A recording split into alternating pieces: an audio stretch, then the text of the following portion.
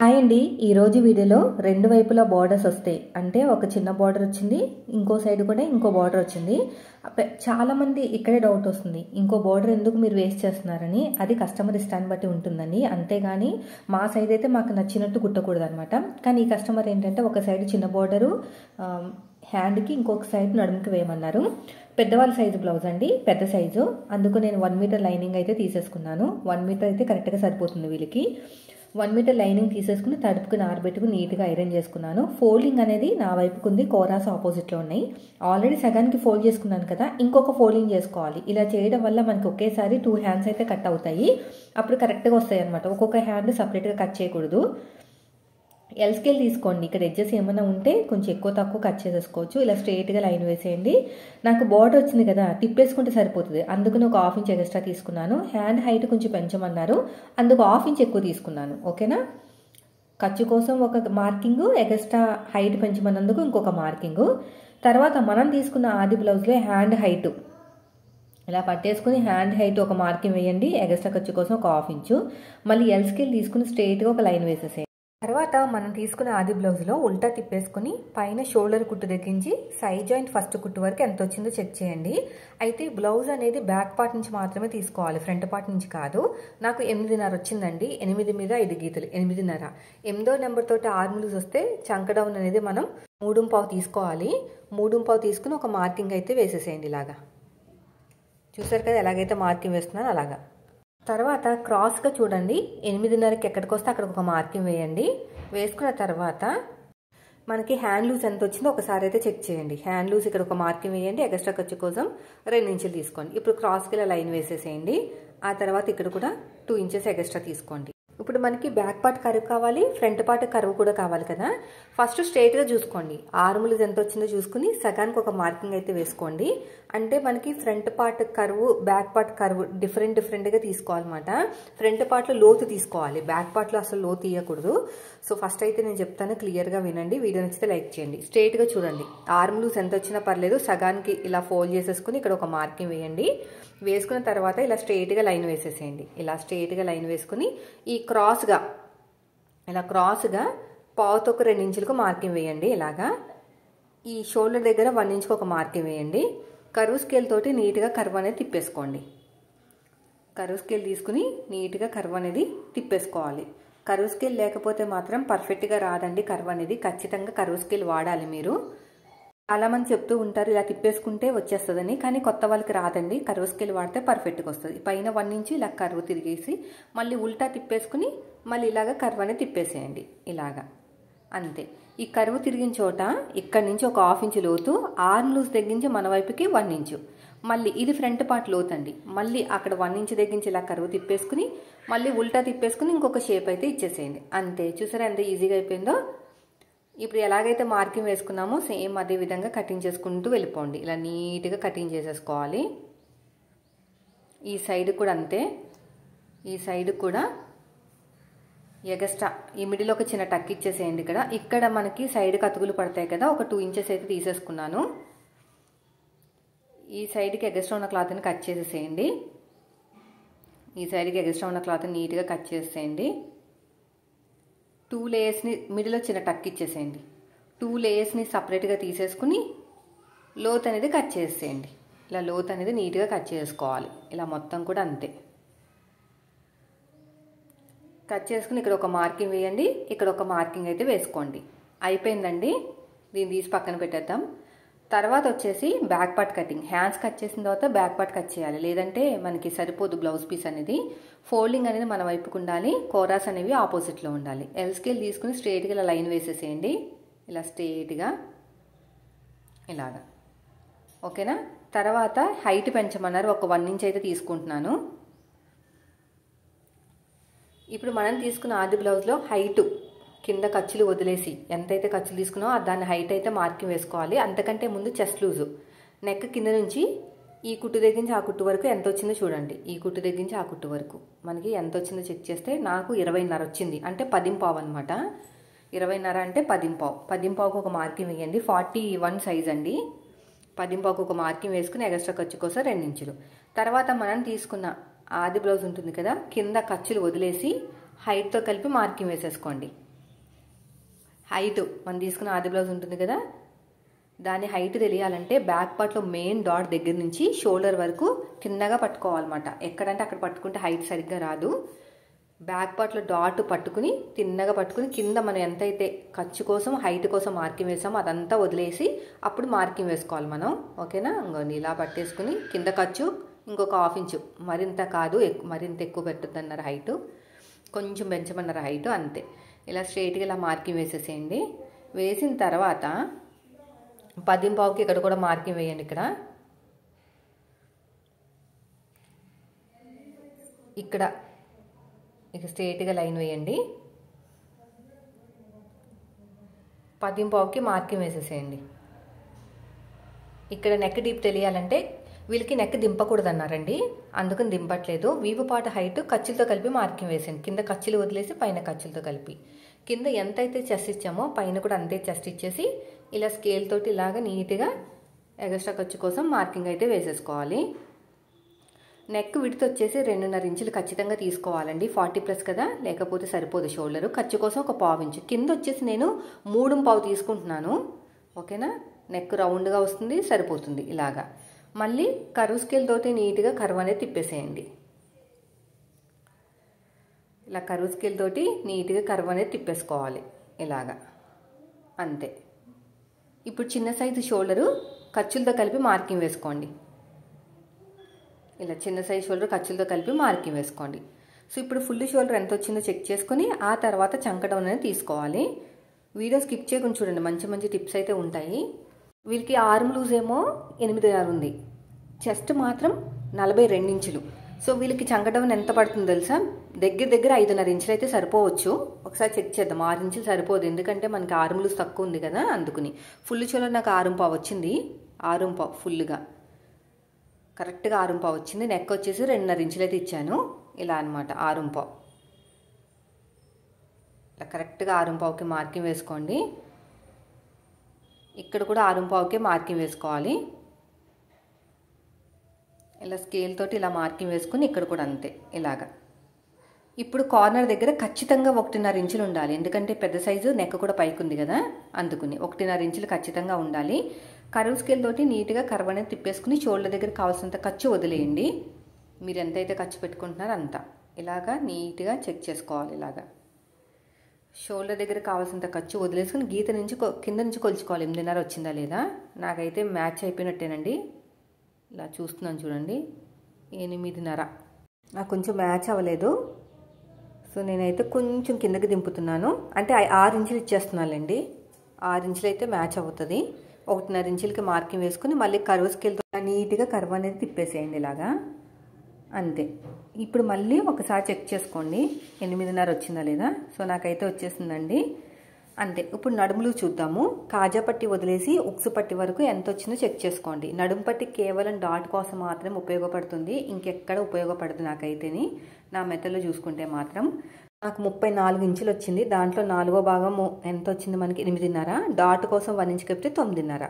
సగానికి ఒక మార్కింగ్ వేయండి. ఆ మార్కింగ్ దగ్గర నుంచి 1/2 ఇంచు అటు 1/2 ఇంచు హైట్ వచ్చేసి ఒక 4.5 ఇచ్చేయండి, సరిపోతుంది. ఇప్పుడు ఎలాగైతే మార్కింగ్ వేసామో సేమ్ అదే విధంగా కటింగ్ చేసుకుంటూ వెళ్ళిపోవాలి. ఇలా నీట్గా కటింగ్ చేసుకోవాలి, ఇలా నీట్గా. ఇక్కడ కూడా అంతే, ఇలా నీట్గా కటింగ్ చేసుకుంటూ వెళ్ళిపోవాలి. ఇలా చూడండి ఎలాగైతే కటింగ్ చేస్తున్నానో సేమ్ అంతే. ఇలా నీట్గా కటింగ్ చేసుకుంటూ వెళ్ళిపోండి. కిందకు వచ్చింది మనకి మార్కింగ్, పైన కాదు, ఈ కిందకనమాట. ఇక్కడ కూడా అంతే. ఇంకా అయిపోయింది, దీన్ని తీసి పక్కన పెట్టేద్దాము. ఇక్కడ చిన్న టక్ ఇవ్వండి, ఇక్కడ చిన్న టక్, అడుగు భాగంలో ఒక మార్కింగ్ వేయండి. ఇక్కడ అంతే ఇలాగా. తర్వాత వచ్చేసి చూడండి, ఈ కోరాస్ ఉన్నాయి కదా మన వైపుకు ఉండాలి, ఫ్రంట్ ఓపెన్ కాబట్టి. క్రాస్గా కటింగ్ కాబట్టి క్రాస్గా వేయాలండి ఇలాగా, ఓకేనా. ఇలా క్రాస్గా వేసి మొత్తం యాస్టీజ్గా మార్కింగ్ వేసేసుకోండి. ఇలా నీట్గా మార్కింగ్ వేసేసుకోండి. ఇక్కడ కూడా అంతే, ఇలా మొత్తం కూడా నీట్గా మార్కింగ్ వేసేసుకోవాలి ఇలాగా. ఇక్కడ కూడా ఇలా మొత్తం కూడా మార్కింగ్ వేసేసుకోండి. ఈ సైడ్కి ఒక 1/2 ఇంచ్ ఎగస్ట్రా తీసుకోండి. ఇక్కడ ఒక మార్కింగ్ వేసేసుకోండి. వీపు పార్ట్ దగ్గర కూడా ఇలా స్ట్రైట్గా ఒక మార్కింగ్ వేసేసేయండి. ఇలాగా సరిపోతుంది. ఈ కరువు తిరిగిన చోట ఒక మార్కింగ్ వేసుకుని ఒక 1/2 ఇంచ్ లోతు తీసుకోండి. ఇలా ఒక 1/2 ఇంచ్ లోతు అనేది తీసేసుకోవాలి. షోల్డర్ దగ్గర కావాల్సినంత ఖర్చు వదిలేయండి. ఇప్పుడు మనకి front part height, front part neck deep రెండూ తెలియాలి. ఈ ఫ్రంట్ పార్ట్ హైట్ తెలియాలంటే ఉల్టా తిప్పేసుకుని పైన షోల్డర్ కుట్టు దగ్గరించి కింద మనం మెయిన్ డాట్ జాయిన్ చేస్తాం కదా షేప్ బెల్ట్, అక్కడ వరకు ఎంత వచ్చింది చూస్తే నాకు 12.5 ఇంచులు వచ్చింది. పైన షోల్డర్ వదిలేసి కింద ఖర్చులతో కలిపి 12.5. ఇలా నీట్గా ఇలాగా మార్కింగ్ వేసేసుకోండి. బ్యాక్ పార్ట్కి ఫ్రంట్ పార్ట్కి మధ్య డిఫరెన్స్ 2.5 ఇంచులు ఉంటే సరిపోతుంది. అంతకంటే ఎక్కువ ఉంటే బాగోదు, షేప్ బెల్ట్ పొడిగి ఎక్కువైపోతుంది. నెక్ డీప్ వచ్చేసి వీళ్ళకి 5.5 ఇష్టపడతారండి. ఆది బ్లౌజ్లో ఎంత ఉన్నా కూడా 5.5 ఇవ్వాలి, ఎందుకంటే వాళ్ళు ఇచ్చిన బ్లౌజ్ ఇంకా డీప్గా ఉంది. కొంచెం రౌండ్ రావడానికి కొంచెం క్రాస్గా మార్కింగ్ వేసుకోవాలి. కర్వ్ స్కేల్ తోటి నీట్గా కర్వ్ అనేది ఇలా తిప్పుకోవాలన్నమాట. అంతే అయిపోయింది. నెక్ దగ్గర నుంచి ఉక్సు పట్టి కాజా పట్టి హైట్ తెలియాలంటే మనకు ఉక్సు పట్టి పెట్టేసుకుని కింద నుంచి 2 ఉక్స్కి మార్కింగ్ వేసుకోండి. అంతే. మన వైపు నుంచి 2.5, డాట్కి మధ్యన గ్యాప్ 1 ఇంచ్ తీసుకోవాలి. తర్వాత మెయిన్ డాట్ హైట్ వచ్చేసి ఖర్చులతో కలిపి మార్కింగ్ వేసుకోండి. మెయిన్ డాట్ హైట్ ఇలాగా అంతే. ఇలా షేప్ ఇచ్చేసేయండి. ఇలా షేప్ ఇచ్చేయండి. నెక్ దగ్గర ఒక 1/2 ఇంచ్ వదిలేసి రెండింటి మధ్యలో ఒక మార్కింగ్, ఈ రెండింటిని బ్యాలెన్స్ చేస్తూ 3వ మార్కింగ్. ఇప్పుడు ఇక్కడ కొంచెం ఇలా క్రాస్గా మార్కింగ్ వేయండి. అంతే. ఇప్పుడు ఎలాగైతే మార్కింగ్ వేసామో సేమ్ అదే విధంగా కటింగ్ చేసుకుంటూ వెళ్ళిపోవాలి. ఇక్కడ అంతే. ఇలా నీట్గా కటింగ్ చేసేసుకోండి. ఇటు సైడ్ కూడా అంతే. ఈ నెక్ దగ్గర కూడా ఇలాగా ఇలా కరెక్ట్గా రావాలండి, లేదంటే మీకు పోతుంది ఫిట్టింగ్ అనేది. ఇలా అన్నమాట. ఇక్కడ కూడా అంతే. ఇక చిన్న టక్ ఇచ్చేసేయండి. ఇక్కడ చిన్న టక్ ఇచ్చేసేయండి.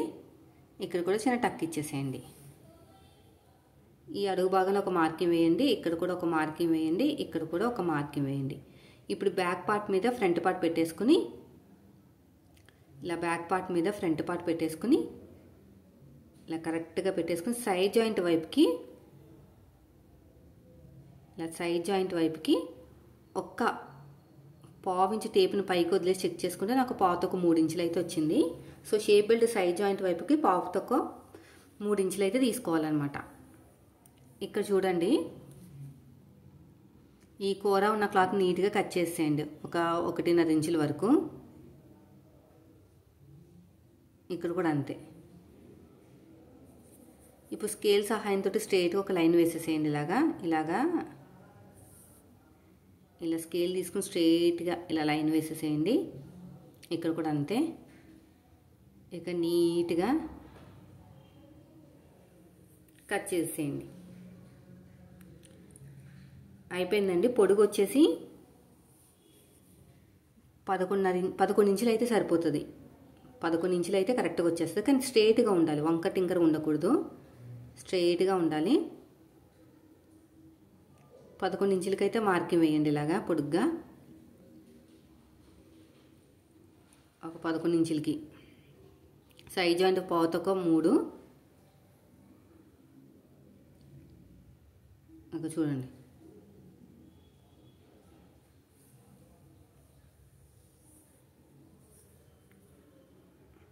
ఇక్కడ 3.5 వచ్చింది ఉక్సు పట్టి వైపుకి. మెయిన్ డాట్ దగ్గర పావుతొక్క 3 అంతే.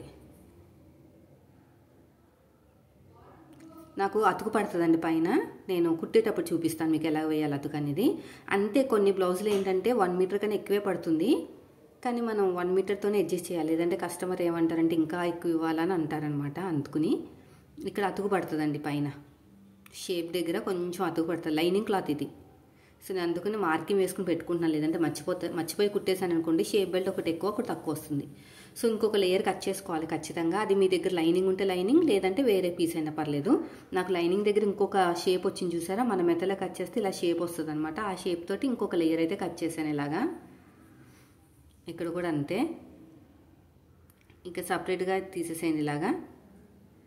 అయిపోయిందండి. ఇప్పుడు ఒరిజినల్ క్లాత్ మీద పెట్టుకుని కట్ చేద్దాం. దీంట్లో మనకి 2 బార్డర్స్ వచ్చినాయి. అయితే 2 బార్డర్స్ వీళ్ళు ఏమన్నారంటే ఒకటి నడుముకి కావాలి అన్నారు. అందుకని చెప్పేసి నేను ఏం చేస్తానంటే ఒక హ్యాండ్కి పెడుతున్నాను, ఒక నడుముకి పెడుతున్నాను. అదే మాకు నడుముకి వద్దు అనుకుంటే సగానికి ఫోల్డ్ చేసేసుకుని మొత్తం కూడా నేను హ్యాండ్కే వాడేసుకుంటాను. కానీ ఇప్పుడు అలా వాడట్లేదు. ఇలా కరెక్ట్గా పెట్టేసుకుని ఇలాగా ఇక్కడ కూడా హ్యాండ్ పెట్టేసుకుని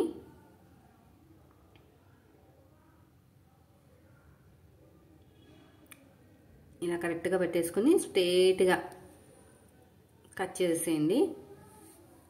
దీన్ని తీసి పక్కన పెట్టేద్దాం. తర్వాత వచ్చేసి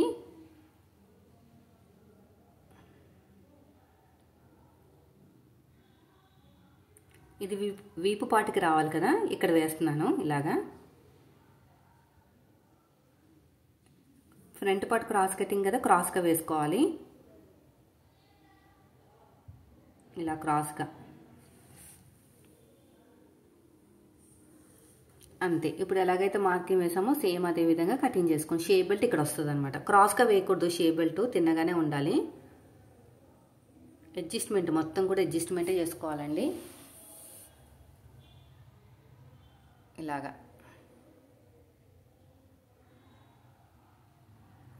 ఇలా నీట్గా కట్ చేసేయండి. ఇక్కడ కూడా అంతే.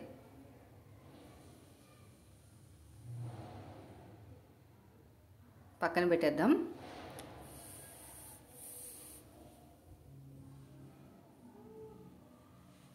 ఇలా మొత్తం కూడా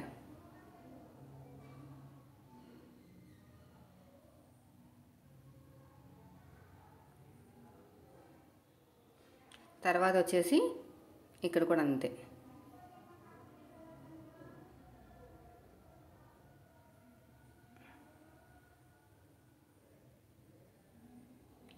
అంతే గమ్ పెట్టి జాయిన్ చేసేసుకుని కుట్టేసుకున్నామంటే పర్ఫెక్ట్గా రెడీ అయిపోతుంది. అర్థమైంది కదండి. ఆర్మ్ లూజ్ ఎక్కువ ఉండి చెస్ట్ లూజ్ తక్కువ ఉన్నా, చెస్ట్ లూజ్ ఎక్కువ ఉండి ఆర్మ్ లూజ్ తక్కువ ఉన్నా కూడా మనకి చంక డౌన్లో మార్పులు జరుగుతాయి. అది చెస్ట్ సైజుని బట్టే మనం అప్ అండ్ డౌన్ చేసుకోవాలి చంక డౌన్ అనేది.